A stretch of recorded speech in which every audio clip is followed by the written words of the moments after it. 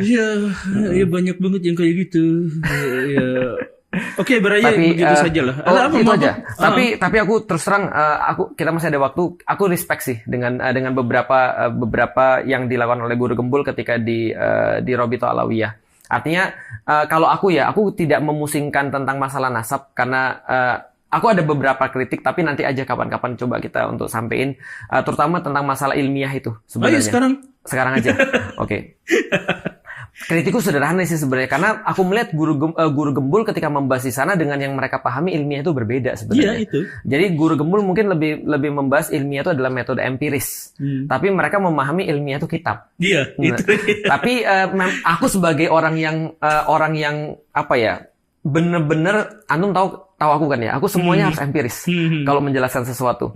Nah, aku sebagai orang yang mendalami metode empiris itu juga memahami kenapa dari Robito Alawiyah itu menggunakan pemahaman tentang ilmiah yang lain, dan itu juga termasuk ilmiah, namanya metode rasional.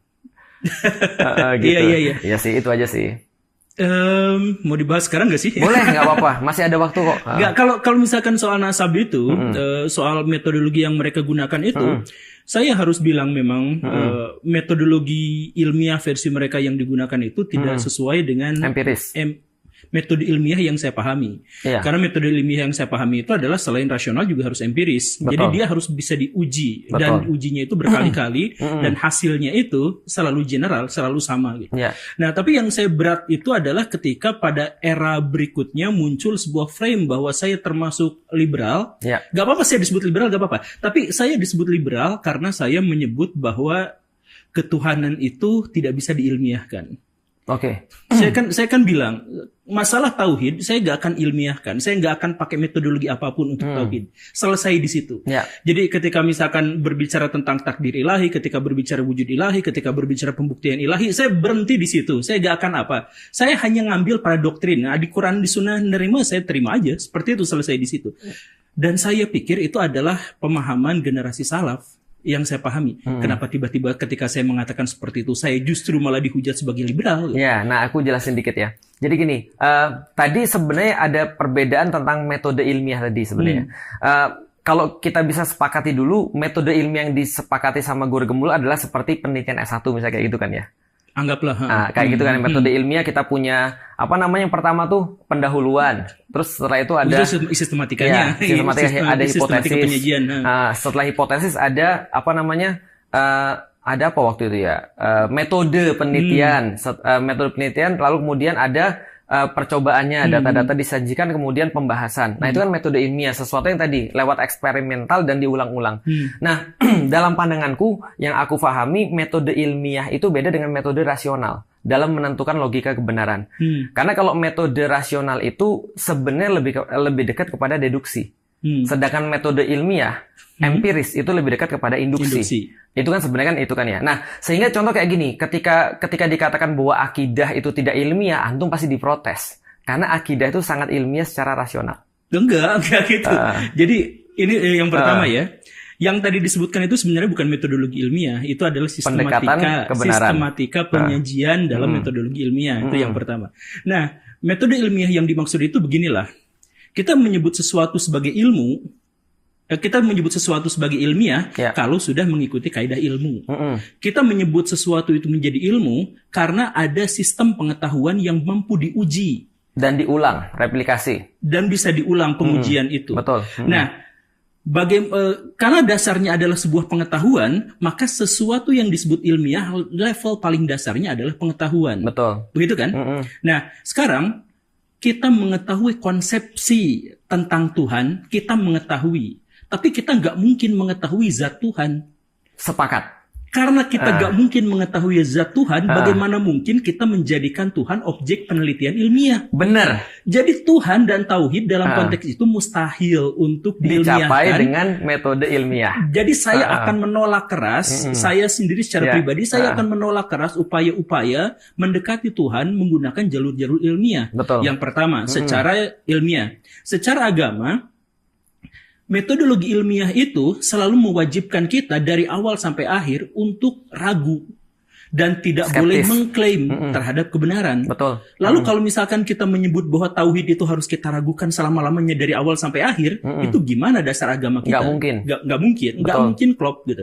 Dan sekali lagi, dan itu sudah menjadi sikap yang umum para ulama dari zaman dulu. Lalu bagaimana ceritanya pernyataan itu dianggap sebagai sesuatu yang menyimpang gitu? Ya, itu tadi Pak Guru. Jadi sebenarnya ini masalah istilah aja sih. Antum nggak ada yang salah ketika mengatakan itu. Cuma ini masalah istilah aja, karena istilah yang mereka pahami ilmiah itu adalah rasional. Iya, itu dah. Makanya itu saya juga kemarin itu ada yang ngajak debat. Ya udah, ayo kita debat gitu. Ada yang ngakunya profesor, ada yang ngakunya dosen dan lain sebagainya. Tapi malah ngasih jadwalnya tuh lama gitu. Iya.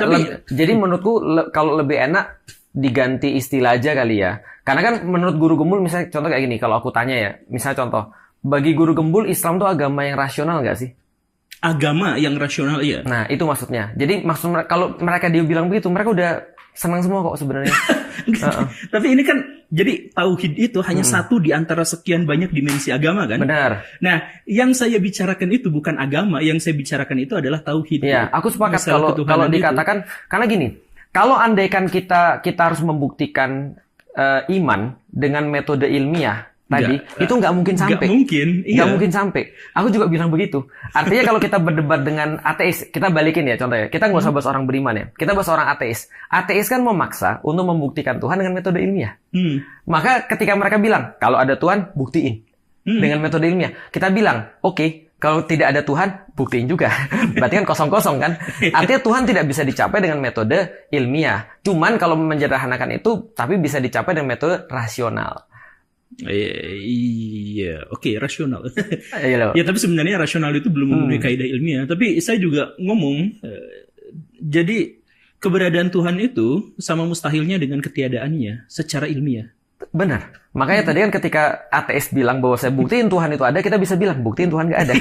Nah itu kan sama-sama mustahil kan? Kan kita nggak punya metodologi untuk menjangkau sesuatu yang sudah diklaim sejak awal gaib gitu. Makanya di dalam Al-Quran Allah itu menuntut tidak dengan metode ilmiah untuk membuktikan adanya dia, eksistensinya dia.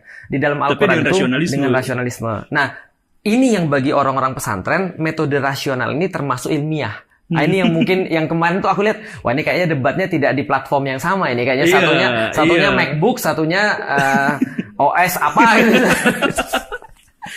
Satunya Android gitu.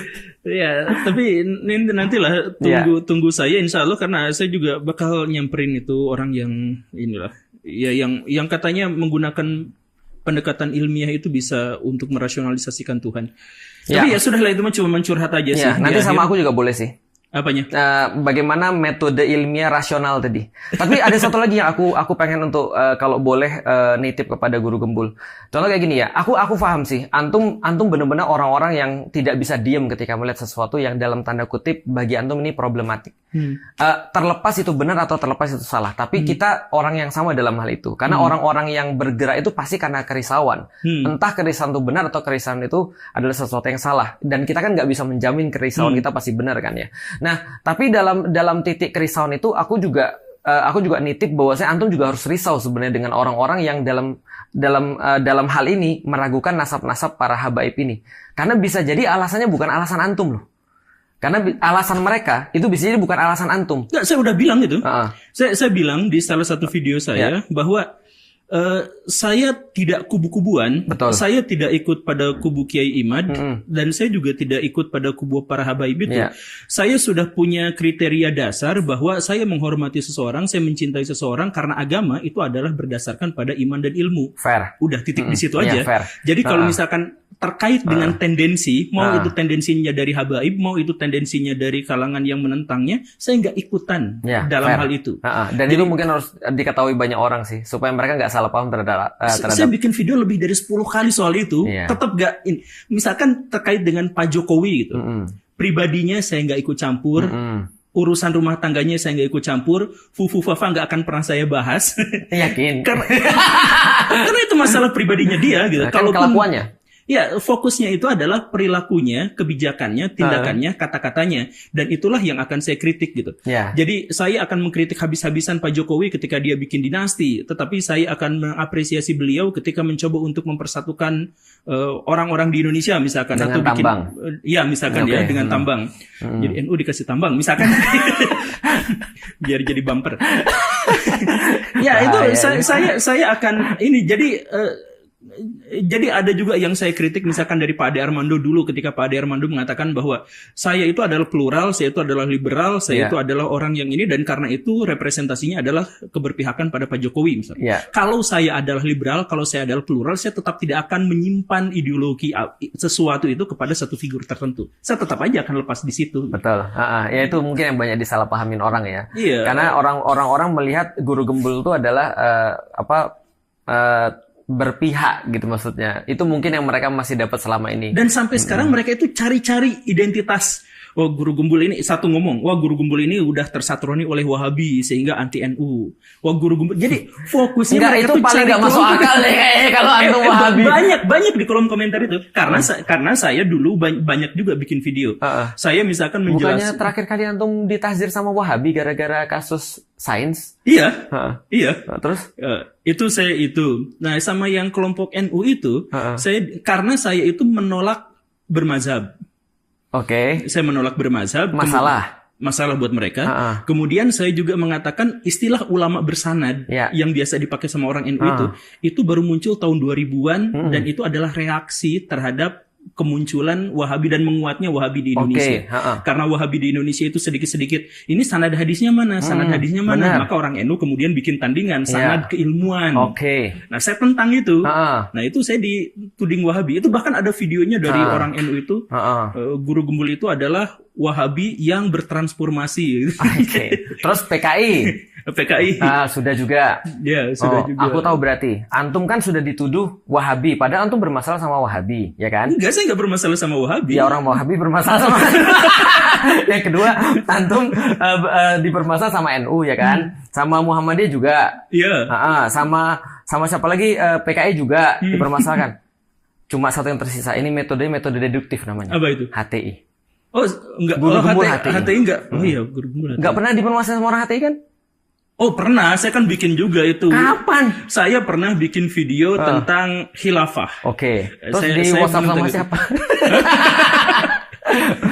Terus itu, wah antum belum ngobrol, harus ngobrol sama Ustadz Felix ya, udah gitu. Itu sebelum kita ketemu tuh? Sebelum, jauh-jauh sebelum. Waktu video saya masih jelek. Kalau sekarang kan lebih jelek. Iya, benar. Terus antum yang WhatsApp itu teman? Enggak, di kolom komentar ada, temen juga ada. Oh gitu. Ya berarti antum bukan hati itu apa? Ikhwanul Muslimin. Ya, saya kan juga menghujat PKS. Ikhwanul Muslimin nggak PKS. Terinspirasi dari. Oke. Iya. Jadi yang LC itu kan dulunya di Mesirnya kan bisa. Hamas. Apa? Hamas. Oh, saya kan kemarin dihujat sama Hussein Gaza tuh. Oh, Yahudi udah. Nah, saya sama Yahudi dikata Yahudi atau gimana maksudnya? Dikata Yahudi udah pernah. Masalah orang Yahudi pernah nggak? Belum. Oh, berarti saya Yahudi ya. Kemungkinan besar. Aduh, gawat. Tapi saya pesek nih. Yahudi juga nggak apa-apa kan. Yahudi kan nggak semuanya jahat. Iya. Dan Yahudi nggak mau antum sih pasti. Saya kemarin ke sinagog di Manado tuh. Terus? Kasian, bahkan yang ngurus sinagognya pun orang-orang Kristen, karena orang Yahudinya hampir gak ada. Berarti itu minoritas yang terpinggirkan ya? Minoritas di antara paling minoritas itu. Dan bahkan KTP-nya pun bukan Yahudi ternyata ya. Apa? Harus memilih di antara 5 agama ya, karena Yahudi kan nggak ada di agama Indonesia ya. Iya. Aliran kepercayaan berarti ya. Atau mungkin Islam Yahudi gitu, nggak tahu. Islam Yahudi ada sih, bisa. Bisa ya. Karena orang Yahudi itu kan umat sekaligus agama ya. Umat bisa Yahudi. Jadi kan ada orang Yahudi yang beragama Islam tuh ada kan? Ada. Sofia. Iya. Istri Nabi. Iya. Betul. Iya, sudahlah. Ada lagi yang mau dicurhatin?